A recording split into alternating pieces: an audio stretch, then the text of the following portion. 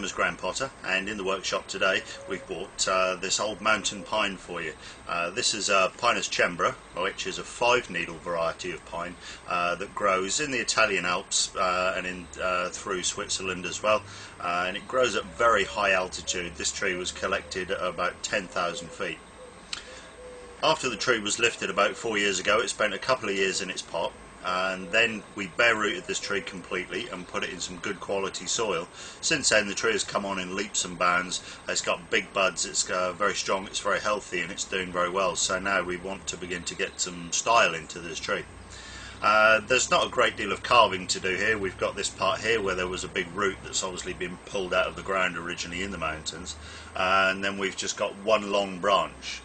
What we've got to do with this tree now is begin to get some style into it, and that's going to involve a fairly large bend, because all of the foliage on this tree is on one branch. That branch has got to be bent so we can bring some foliage up perhaps into here, and a little bit of carving, as you've seen us do many times before. From this angle you can really see the challenge that we have with this material, in as much as we have this nice old branch here which is cracked halfway through at this point, and then all the rest of the foliage is over here. And obviously we've got to bend that forwards, and that's going to be a little bit tricky to do because we've got this old break through here which has gone halfway through the original trunk. Now we've got to support that very carefully and move the bend along to bring this part up. From that point on it should be fairly straightforward just to position the branches, because fortunately chembra is nice and soft, it's very flexible and very easy to bend. The first thing we're going to do with this material is begin to remove all the old dead bark.